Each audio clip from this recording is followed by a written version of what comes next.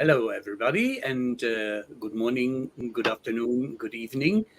And now going back to an old fashion, what we had when we did our introduction in another language, I will do and try my very best to do it today as well. Damos la bienvenida a Jesus Hoyos, a nuestro CRMKonvo de hoy, con el tema CX en LATAM, en qué diferencia de otras regiones, en qué no. Jesus Hoyos is a renowned figure in the field of customer relationship management, and not only there, in marketing, customer engagement, and social media. What we love about him is that he is as passionate as we would sometimes love to be. He is very vivid. He is all life, and with over 22 years of experience providing leadership in the execution of CRM initiatives, we are very grateful to have him with us, as he is a very knowledgeable expert, and today in our show, where we are happy about. He's an independent analyst, speaker, blogger, and influencer with a deep expertise in Latin America market as well, and integrate or focusing, but he was in Portugal around about the end of April. And so he had also the choice to make some Spanish-speaking difference, how in Europe some things are going on. And he creates customer engagement in ecosystems. Aside of being co-founder of Solvis, he's also the principal consultant at CX2 Advisory, sorry. Those were some drivers to have him back again, as we enjoyed the last time, and it's far too long ago. And we said, hey, we want him here. So welcome, Jesus. Thank you, Ralph. Actually, the right translation of my name, you say Jesus Hoyos, but it's Jesus Potholes. So we want to make it. We want to make the right translation. So help me in yes. Say it again. Well, the actual name Jesus without the S. That's the Puerto Rican Jesus Hoyos. Yeah. Jesus Hoyos. Hoyos. But that making fun of my name, Jesus Potholes, which is holes, a pothole on the street, So that's the actual translation. Okay, so the last name is supposed to be German, according to my dad. Okay, yeah. Hoyos something. Okay, so it's as the German descendant that we had, according to my dad, moved to Spain, then to Spain, the country, they moved to Islas Canary Islands, and then they moved to Puerto Rico. They started shortening the last name. So, Hoyos, del Hoyo, but according to my dad, he went to, all those DNA sites. Yeah. They, we, many centuries ago, we come from Germany. Actually, when I was born, I have blonde hair, so. Oh, this distinguished gray is not bad either. But I am Puerto Rican. Lovely. Now, after I goofed on the last name to a certain extent, I'm going forward with being humble and try harder. And it is very interesting that you have ancestors roundabout the German area. So some roots in Europe are always very suitable to do some differentiation. What we were curious about is to have a learning curve together with our audience. What are some of the unique attributes of Latin America, and how are there some differences from, to say, Europe or North America, which is one of the questions when we would like to go in more depths a little later. Just help us a bit in, if you are traveling and consulting in the separate areas, Latin America is large, and covers not only, from my perspective, Spanish speaking only. If in your definition, Latin America also covers Brazil, or is that really South America? Yeah, actually, when you think Latin America, of course, it covers Brazil. But traditional, the software vendors, divide, the market into three, Mexico, Mm-hmm. Brazil, and then you Mm-hmm. have the rest of Latin America. And sometimes, they call it, Northern LATAM, the Southern Cone, which is Chile, Peru, Bolivia, Argentina, Paraguay. Definitely Brazil. It's sometimes, most of the times by itself. Sometimes you have software vendors that their base is in Brazil, others their base is in Mexico, and then you have a Spanish Latam. So depending on the region, and sometimes Spanish Latam reports to somebody in the States, for in terms of selling products, software, which, again, depending on how you want to go and sell Latin America, some of the CRM Martech vendors are not really good at, managing that experience, when selling, but, my main focus is Spanish Latin. So anything that I'm going to talk to you today, I would say 90% is Spanish Latin. Okay. Okay. Cool. So how does it that Spanish LATAM differ from the European LAT, Spanish speaking? Means well, Spain. you know what? At the baseline, I think definitely, Europe could be more advanced. The same for the States and maybe, Australia and other countries. In Latin America, you might have some advanced companies doing some really good stuff. But, I had a bad experience in Portugal. We tried to rent an electric car. Okay, so I told my wife, sure, let's rent it. We take the Uber, we get into the car, and the guy told me, this is your range, and I did the calculation. Perfect. So I said, if for whatever reason we need to charge the car, so whenever we stop in these electric, stations, I scan the QR code and we charge it, and that's it. Well, guess what? We left. The guy never told us, which application to download. Okay, and he gave us the wrong cable to charge the car. The wrong one. Well, at least the wrong one. Well, he gave us the one that you charge, from the car to your house. Not the one that you use to connect, from the car to the charging station. And most of the charging stations, at least in Portugal, require you to have that cable. Yeah. Okay, and I can tell you that probably out of the 10 places that we stopped to charge the car, there no QR code. Yeah. And we stop in gas stations that have charging stations from the owned by the gas station, and the people didn't know you need a QR code, and then we call support, and support was somewhere in Italy. They were bilingual or trilingual because they were speaking English and Spanish, and they spoke Portuguese, Porto Spanglish, Porto Spanglish, and at the very end, we ran out of battery, so we stopped. We're calling Uber, and went to the airport. They didn't charge us, but that was a whole adventure. So that issue is something that has to do with the whole, having a good CX strategy. Okay, understanding that the people in front of you, who they are. They're tourists. They're renting, an electric car. Let me tell you two things. Maybe that person wasn't empowered, or didn't have the technology, or didn't know, or he didn't care about us. But in there, both the person helping us, or the person helping us in the call center, and the person who gave us the keys of the car, okay, and of course the technology, because this charging station had no QR code, they all fail. Okay, and we went like set up for failure.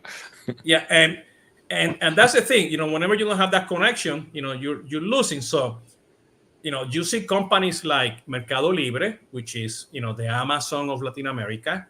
They're doing some really cool stuff with customer experience. They're focusing as well on the last mile. They're making a lot of investments. So whenever you buy through their marketplaces or through the, directly into the e-commerce site, you get the delivery of the product. Okay. So that's, there's many examples. The other example that I want to mention, which is a Brazilian bank.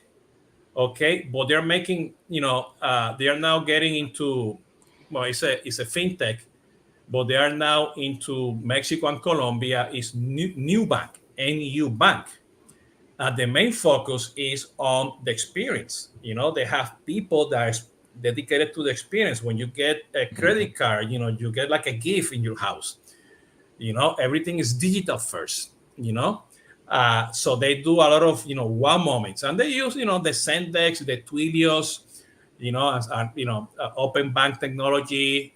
There's a fintech. They have a mobile app, but they're very focused on putting together or closing the gap between the technology, okay, and the strategy, and empowering everybody to provide good service, okay. And they are growing like crazy, and not only they're growing like crazy, they are doing what the other traditional banks are not doing, okay.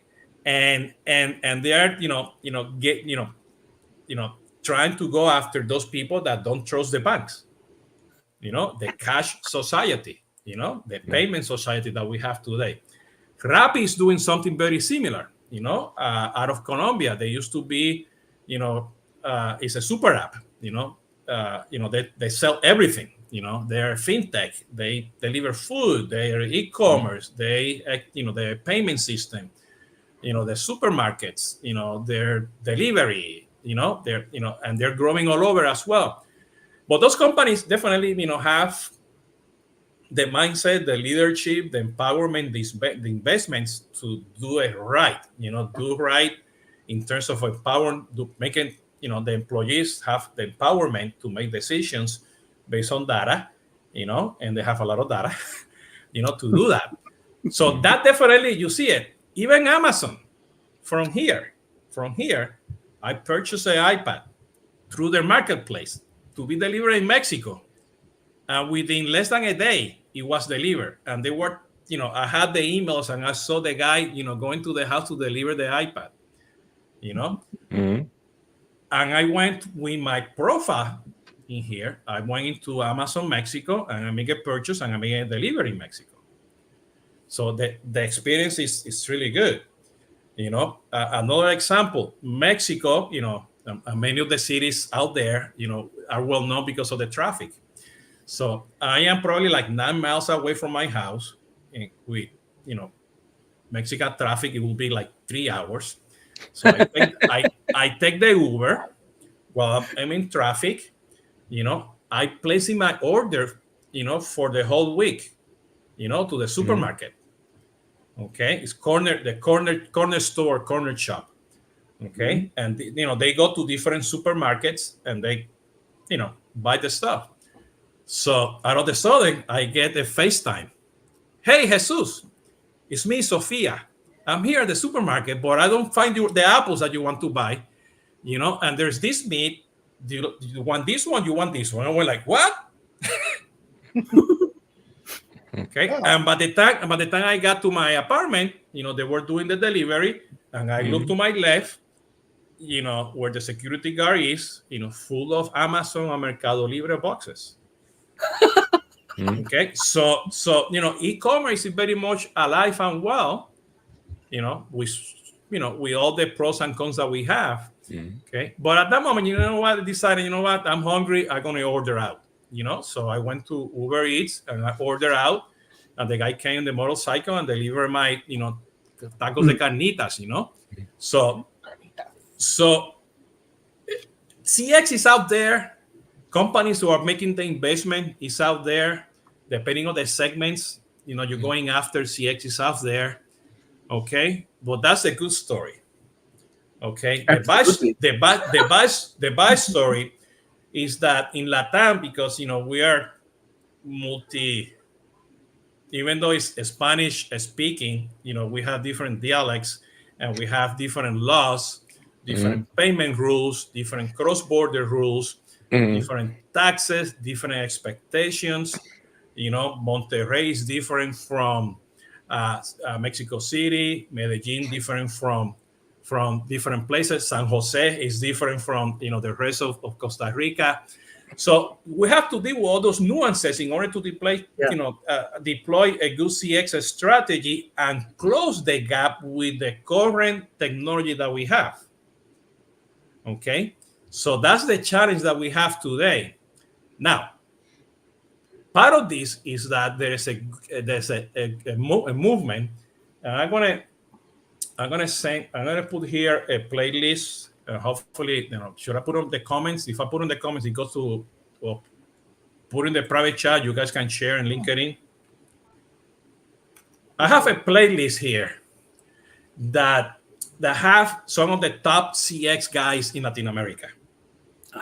Okay, and they focus on putting together the strategy for both the employee and the customer. Okay. And they made the difference that CX is CX and customer service is customer service, and they draw, the customer journeys, and they figure out people, data, culture, metrics, and everything.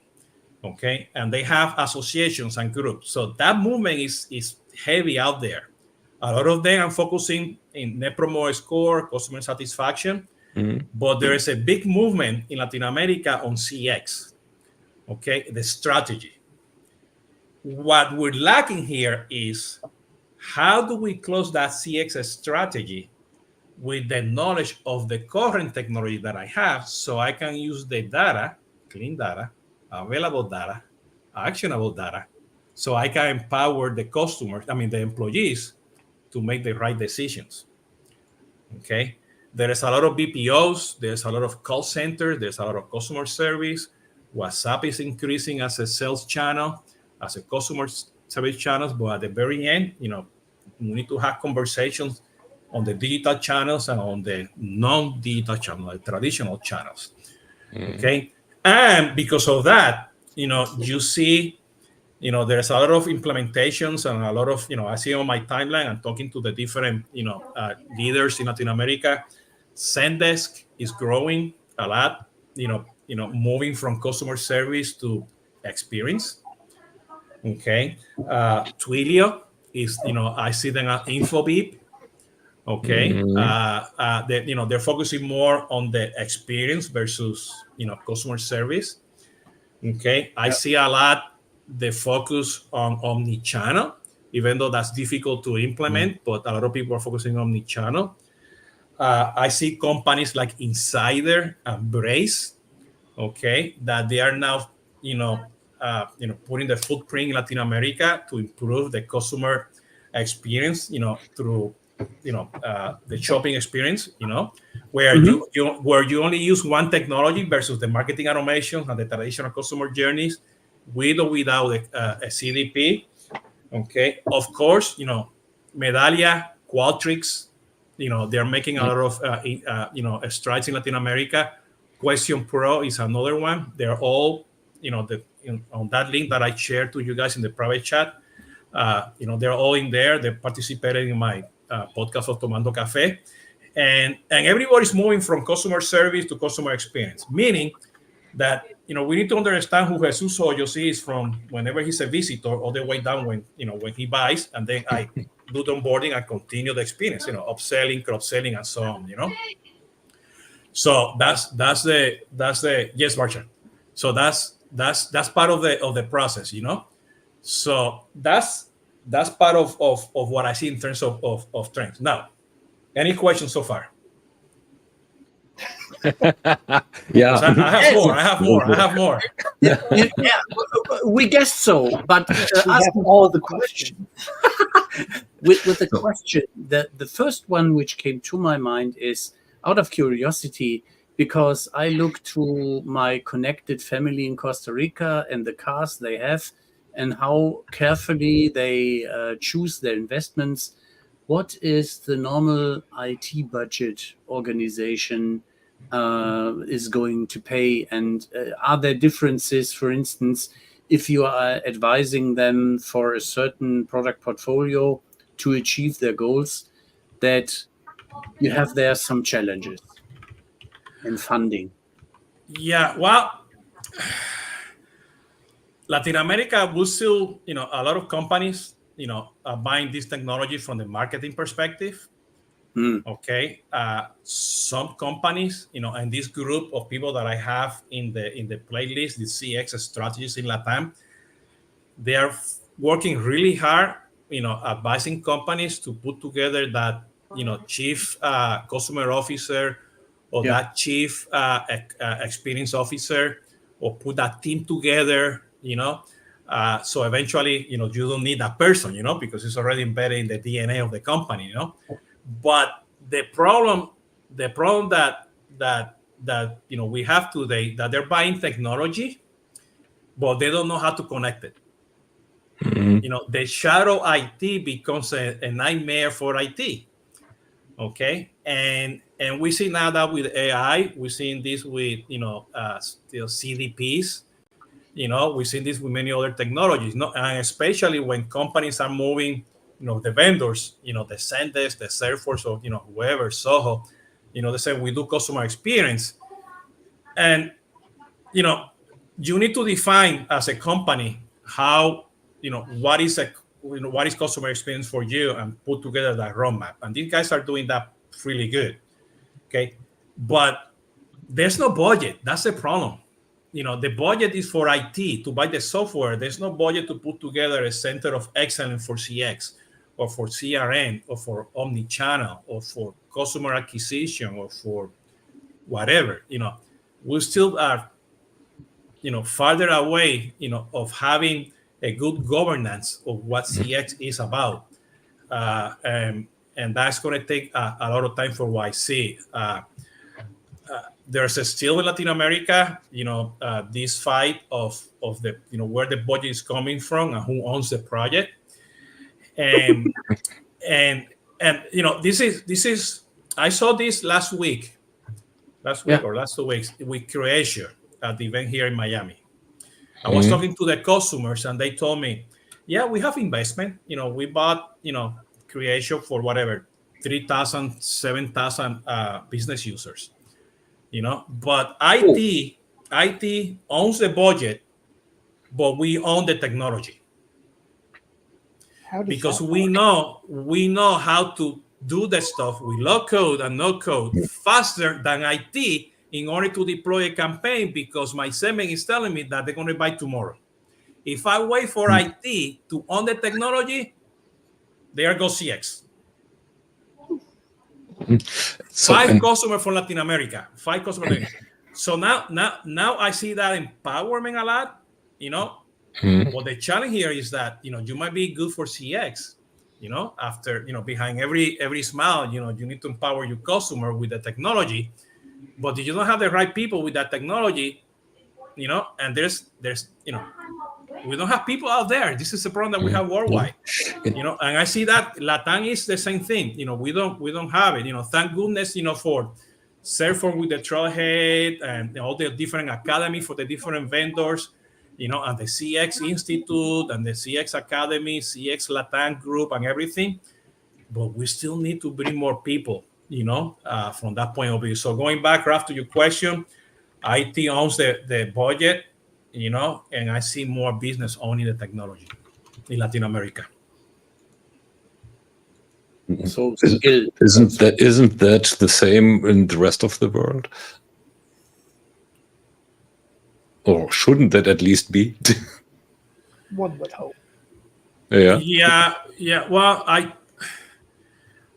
I see mature organizations that,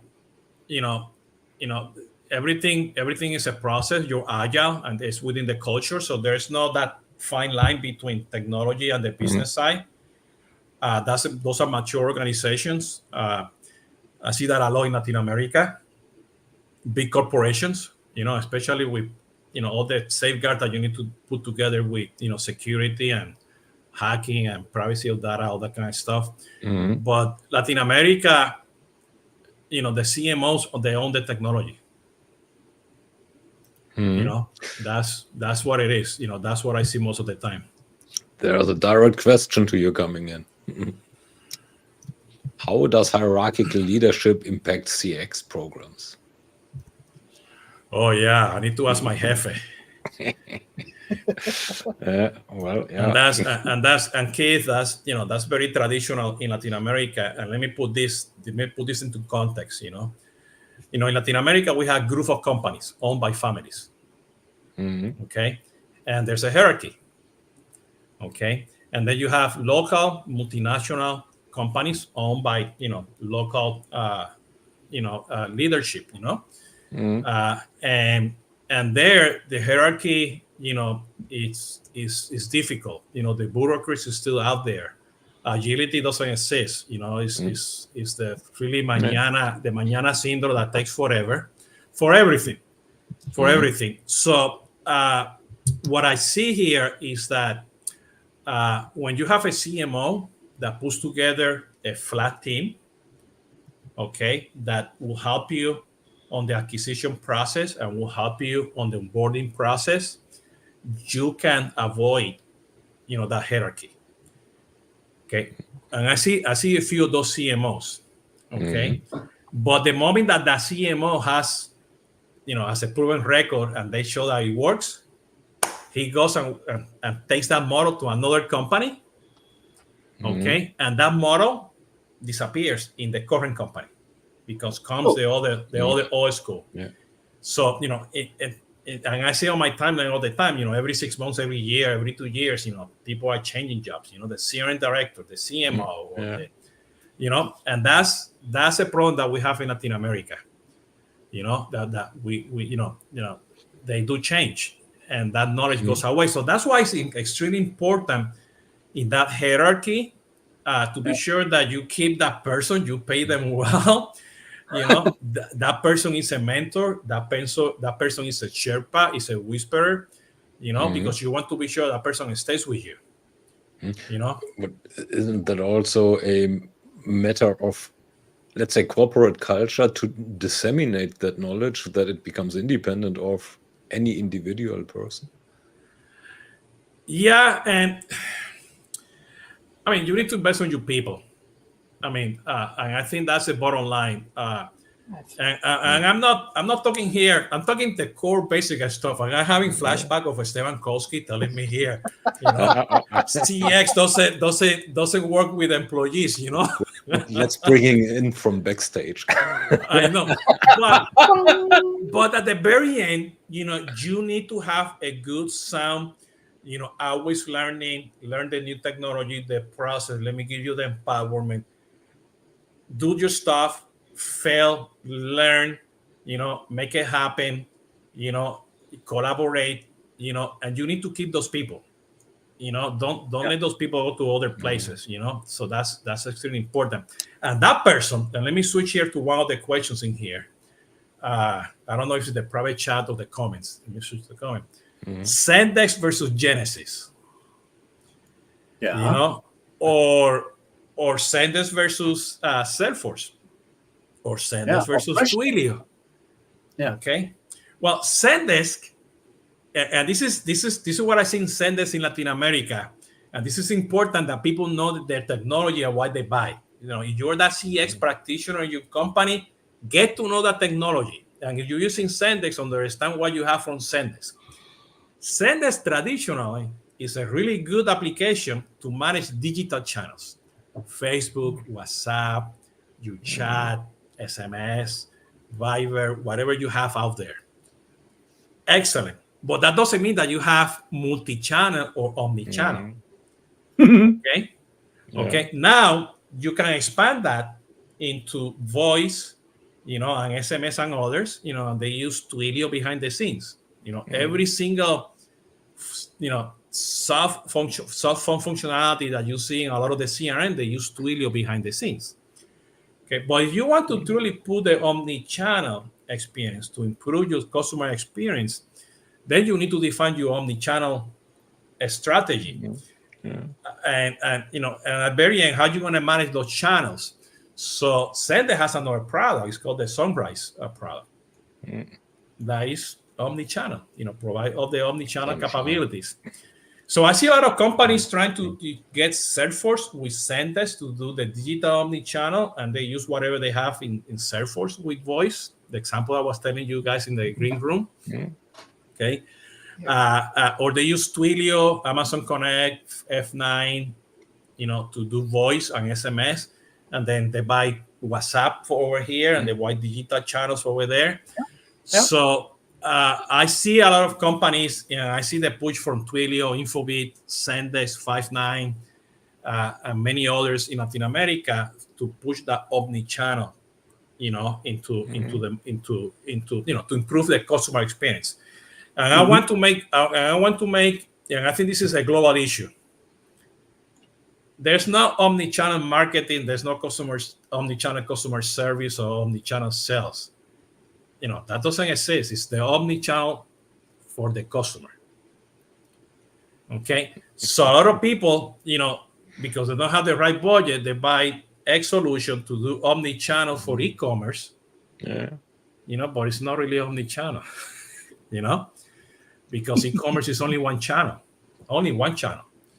Okay. So there's a lot of confusion, and this is something that is happening, everywhere.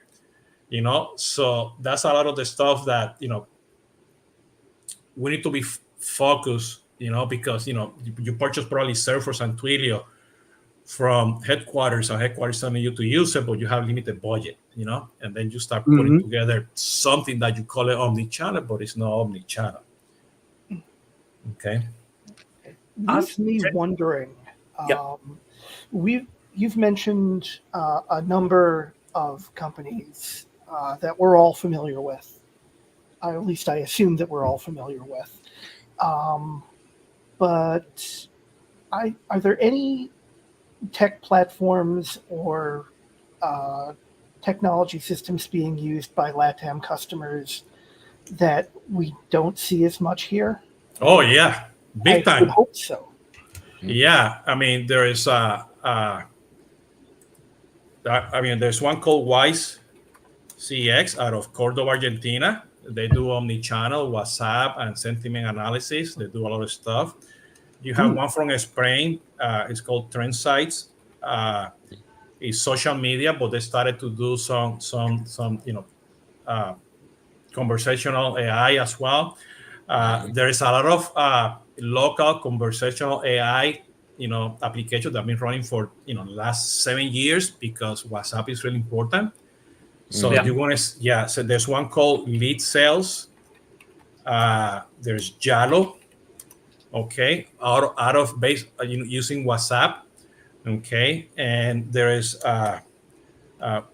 Whoop Up, which is a retailer CDP customer journey application, and there's many others. Some of them have been already in our my podcast, Tomando Café con Jesus Hoyos, drinking coffee with Jesus. But this is the thing. The reason these companies exist in the market, and they compete probably with the sugar CRMs, the Soho ones, probably Odo.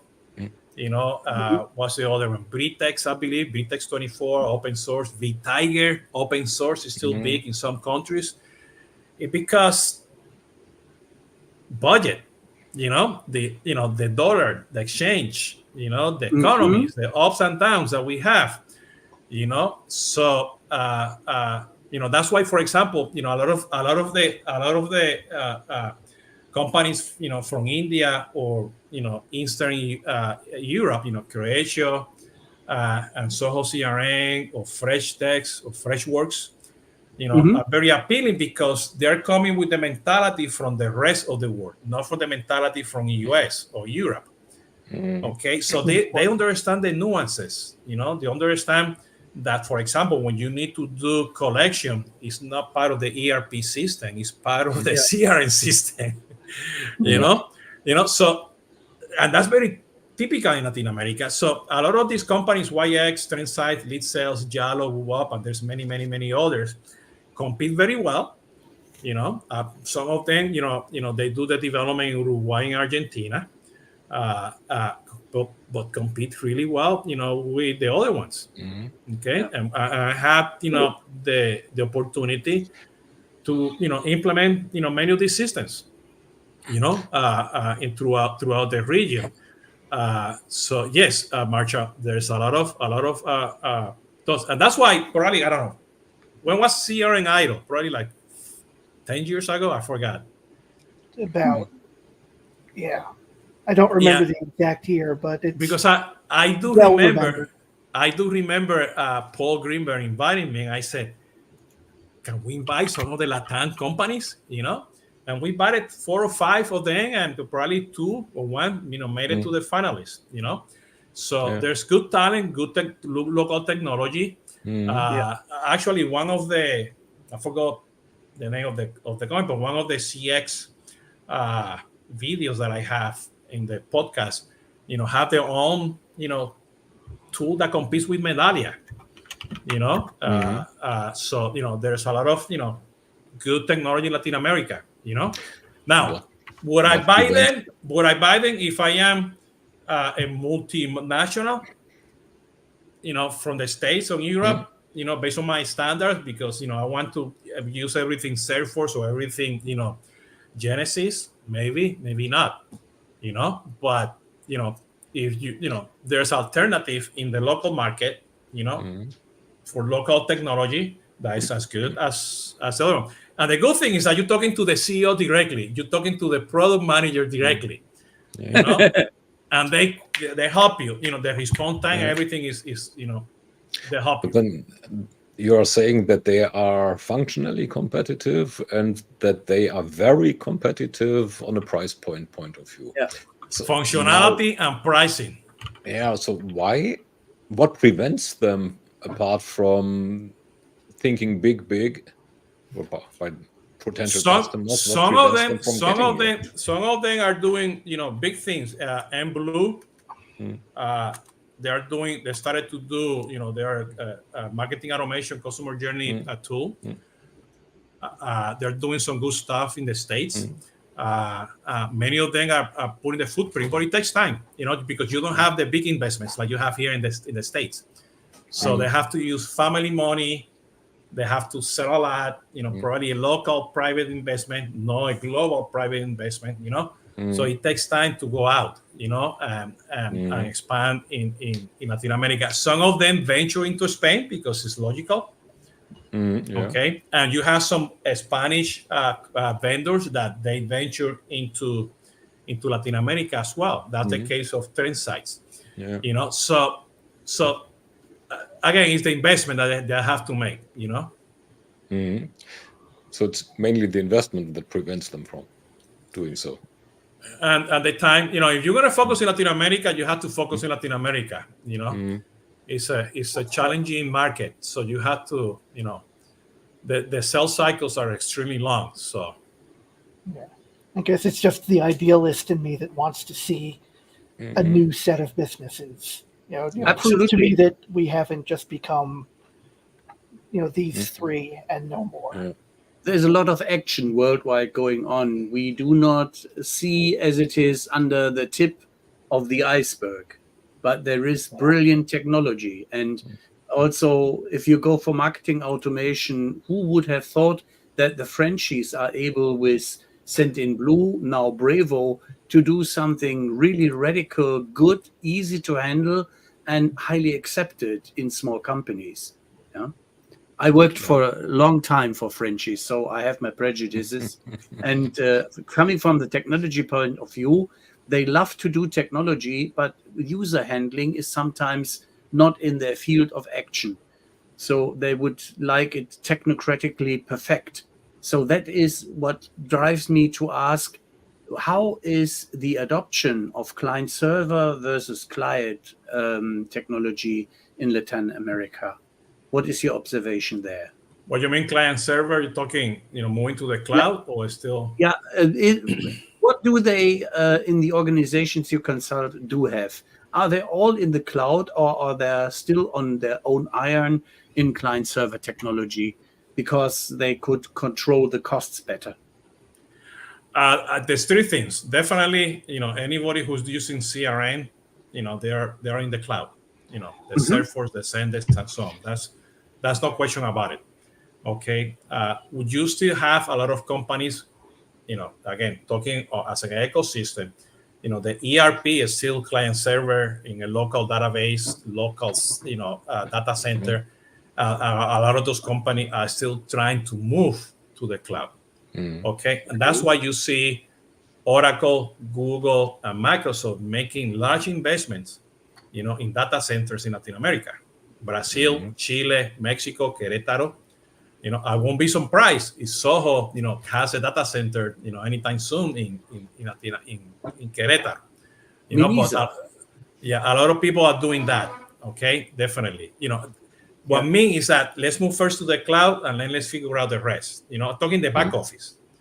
Third, a lot of the companies in a lot of countries in Central America, Colombia, Peru, Bolivia, Paraguay they're using a lot of open source.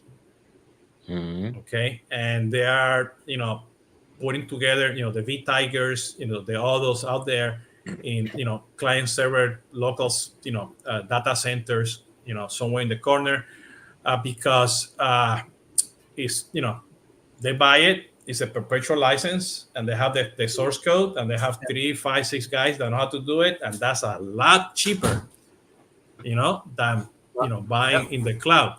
And let me make the distinction on buying in the cloud. Buying the cloud with a contract of a year, 2, 3, 5 years. And you cannot change that versus you buy it 5 users today, tomorrow you add 5, tomorrow you remove 5, or you buy for a year, you get a discount, but there's no contract. And there are vendors doing that. Okay, and I still believe that pricing model, that was the promise of the cloud: flexibility, expandability. Right. We know that's not true, but that needs to happen in Latin America. Period. I mean, that's why you see Odo, that's why you see Bitrex, Sugar, sometimes Hotspot, and definitely Soho CRM. Soho, with the pricing flexibility. To that works really well, for the local markets. How do companies like Zoho or Odoo fare in Latin America? I mean, they are flexible. They are offering options, and it's right on the website. Yeah, you can go and we use Soho as Solvis, my consulting company. That is a good point. But and we had a year-long contract. Pandemic came by, and even though we pay more, we switched in the middle of the year, no contracts, and we switch monthly. We pay a little bit more, and we add users and we remove users as we please, no question asked. And Soho doesn't force you to buy everything, even though depending on my customers, because they want to put together ecosystem, I recommend Soho One or CRM Plus. But they can start with this and keep adding as you progress, Okay. And I see that flexibility in some of the users, One of the things, talking about customer experience, if you want to empower your user, they need to use these tools. But not everybody has the budget to buy, even with Soho, $25 or $50 or $200 per user. And the challenge that we have in Latin America is that, we have, agent attribution, the turnover is big. We have cycles in the economy, ups and down. Okay. And not everybody needs to see everything in the CR system. So, so imagine a bank, giving access to the CRM system to all 3,000 users. It's expensive. Not all 3,000 users need to see everything. They see part of it, but once you analyze your journeys, and you decide that all these people need to be part of this journey in order to help the customer, CRM companies need to offer more flexibility in the pricing. So people buy $5-10 per user, flexible users, for 3 months, composable pricing. Use as you please. And this is a statement I love. And I had a discussion about Turkey just on Friday, where they have, you could say, a destruction of the very flexible pricing model they use there as a local part of the business from Zoho's end. And they go to a more international driven pricing. And they do have a hyperinflation. So a lot of partners there are rethinking their strategy and how they can address the needs of their customer that they can afford it. So you make a very valid point, and it is another observation. If you go to the different local price lists from Zoho, you have the very flexible options, you have the flexibility in the product capabilities, such as Big In for a starter, and it is working together with others in the platform, which makes it very flexible. One end. The pricing, either it is very local as well and meeting the economical needs of the ecosystem and the society you are selling into and you are serving, or you get some trouble ahead. Yeah, and wow, AI, it's going to cost you money to buy, pull all this together. I was talking this, I think last Friday, I did a podcast with Cameron March from Nucleus Research. And we were talking about, we all were going to use Gen AI to create emails. Okay. And if you follow the logic to generate an email when they do the prompt for you, okay, is that they're going to look at the opportunity data, the contact data, they're going to look at the lead data, account data, purchase orders, quotes, pricing, products, and activity. Okay, and then depending how you make it happen, you're going to probably look at cases because the customer might be happy or not might be happy. So, in the small language model, you can get by, okay? Very specific, and you can reduce that cost. But if you want to be very effective long-term, you want to have that in your, vector database with all that information and the rack, go out there, comes back, and everybody's going to be hitting that. Who's going to pay for that? That is the valid question I asked myself and some customers, which were asking me how to invest after the testing phase. Will they buy Copilot? And the pricing here in Germany is, put it politely, quite prohibitive if you are not in a large organization, because they want to squeeze that lemon. Yeah. And in other countries, I wonder how they do this. Well, they are not doing it yet. You have early adopters who are using machine learning, who are using data scientists. They take the data, they put it out there. They use R, Python, and probably have a CDP, and they use Informatica, and they have some AI models and everything. That's happening out there. Mostly, the logistic, the back office, and there is a good reason to do that. But if you move that within the CRM system to improve CX, who's going to pay for that? Well, they are customers. I know.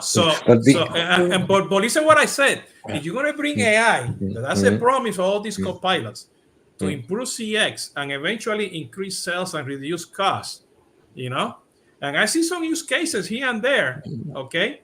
But long term, who is going to pay for it? This funny scenario of writing emails, I think this is a big load of something smelly, and I don't think of perfume here. So some interesting aspects of getting more AI services are probably when I can combine it with pricing for value. Like a ticket costs me, if Thomas solves it or Thomas gets involved, but he is busy half an hour, it costs me as a company $50. So if that can get solved fully automatically, we are probably down to, well, what the vendor charges me. So isn't that a value proposition that would be very good in LATAM? No. I would not recommend that. No, Why? because you got to be customer centric. You're there. That example is very ticket centric. I don't know how the AI in marketing is doing. I don't know how the AI in sales is doing. I'm not thinking of AI for sales or marketing. I'm thinking of AI in service at this point. Then it's broken. Doesn't work. I will not do it. And that's the challenge that I'm telling people. And I see a lot of good examples of some really innovative and cool marketing agencies in Latin America that with AI they're reducing the acquisition costs and everything with AI because you're generating content and putting this together. Okay, specific for some campaigns, B2C, retail, for example. But you already set the expectation as a consumer. You better be good in customer service. You better be good in selling me whatever you're telling me, they're using AI. Who's going to be responsible? What is the AI that you're going to use in customer service? So if you don't focus your AI in the customer relationship cycle, a campaign-driven, segment-driven, buyer persona-driven, you have Sendes. Let's assume that you're using the AI from Sendes, and you're going to use the AI from Salesforce. You're going to use the AI from Hotspot. And many companies have Hotspot for marketing, Salesforce for sales, and Sendes for customer service. Yeah. What AI is going to win there? The combination of them. So I talked to a company a while ago that they are essentially a call center business. So what they have implemented is a scheme that basically have the AI solve the issues first, but have them run through a predictive system that predicts the customer satisfaction of exactly that response, and then lets the agent improve it or not. Same happens with the agent, by the way. If the predicted customer satisfaction of Thomas' response is not good enough, it's getting back to him and then to Marshall. Yeah.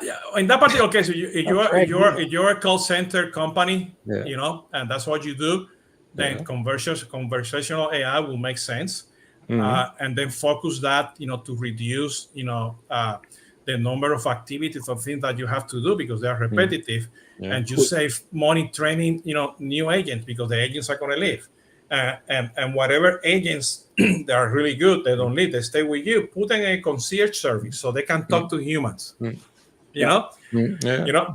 it's still the call center needs to think, of that buyer persona, that relationship cycle, because somehow I'm providing a service of a product that they bought. Okay, and that data is going to come back somewhere to another place to do marketing. So that cycle needs to be there. Okay, so. And that's a challenge that a lot of in the BPO industry in Latin America, companies are going to have, and let me go back here to LATAM, especially with AI and RPA. There's a lot of focus in Latin America of business processes and rapid process automation. To your point, Thomas, be able to improve the experience internally and externally. Okay, and there is a lot of chatbots. There's a lot of chat flows with no artificial intelligence, but behind the scenes is predictive scoring, predictive modeling, machine learning, with or without good data, and also they have a lot of RPAs. So a lot of people are confusing that with AI, but that's just automation. So there's a lot of automation in place. Yeah, well, the vendors are doing their best to confuse conversational RPA and whatever other business process automation with AI. But so, if BPO is as BPO is as big in Latin America, well, the next step is automating it away. Well, BPOs for Latin America, but you have a BPO providing services to the States.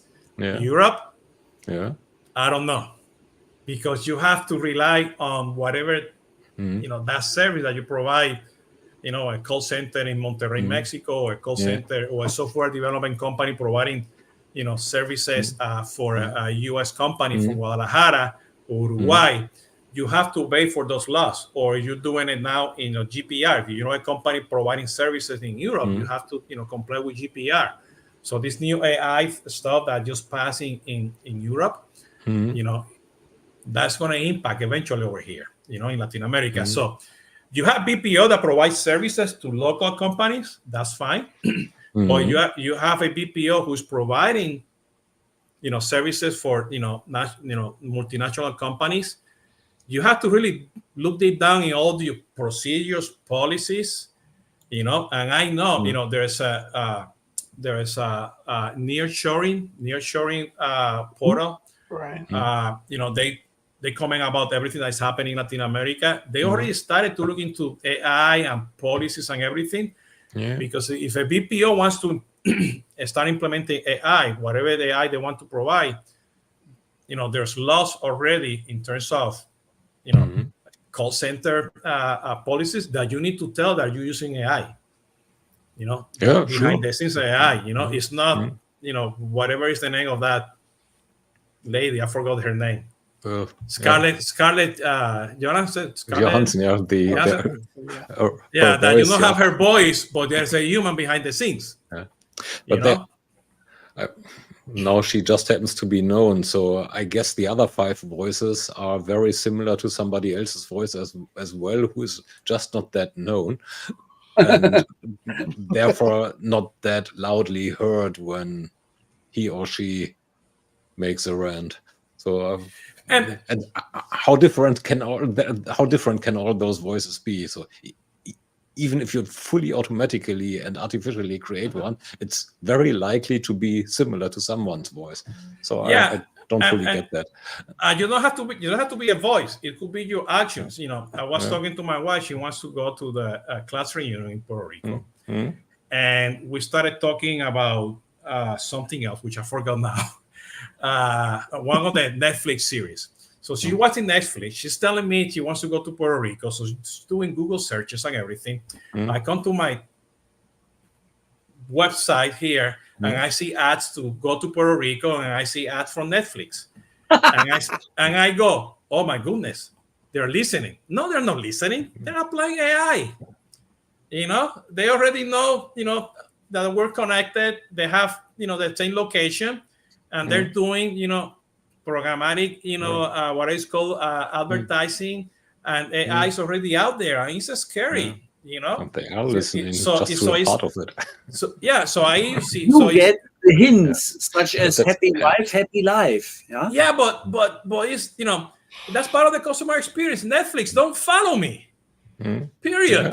I told you, don't follow me. Ads or whatever. They don't care. They don't care. So at the very end, the challenge that I see in Latin America, the challenge they're going to see in the rest of the world, is that we need to understand who is Marshall, who is Thomas, who's Ralph, who's Jesus.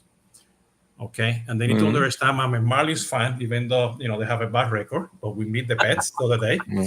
Okay? But they need to understand that, and based on this, AI or no AI, personalization, CX, customer profile, customer 360, understand my behavior and understand how to go after me in the relationship cycle. Okay. And especially, somebody with me who is traveling, or, because everything is global, how are you going to target that person?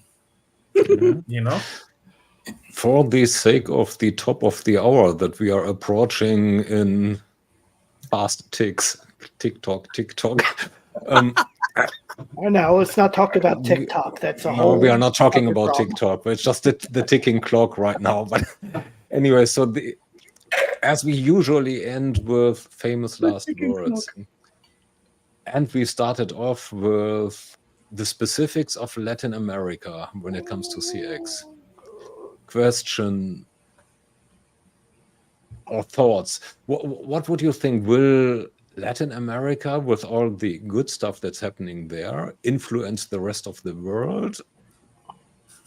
I think topic CX, or will it rather be the other way around?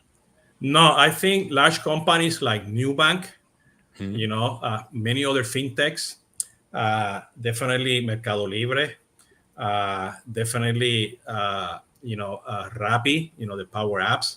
They are going to make, they're already making strides, and when they cross the borders and they start going to other markets, they're going to be another blueprint of customer success in the CX world.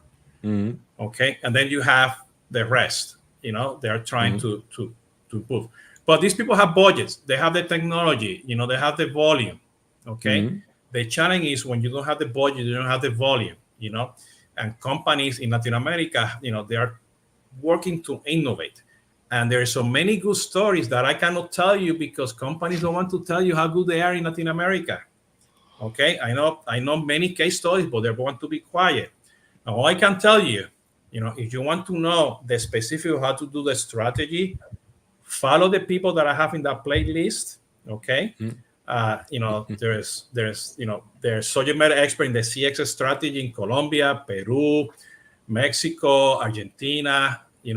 There's some really good people in there.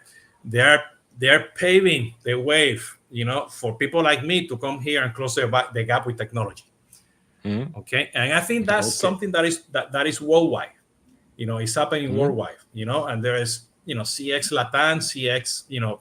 Many of those CX groups, associations that making an example of providing good results. But we need to tell the good stories, not the bad stories. I think that's as good a place to end as any. It's a very strong ending. But hold on, Marcia. But I want to mention too that going back to your question, there are good technologies in Latin America that are providing CX solutions. Okay. Okay, I think these are great closing words. May these solutions become better known. Thanks to everybody who we still didn't scare away, in particular Keith. Hey, Keith. And see you next week. Marshall, it's a wrap. Thank you, guys. It is, yeah. By the way, next week, it's AI, the great debate, when we re-engage with John Reed and Dr. Michael Wu. Is this part 3 or part 4 of that conference? I think it's 4, yeah. And it's supposed to go on. So see you next week. All right. Bye. Take care. Cheers, everyone. Stay with us, Jesus.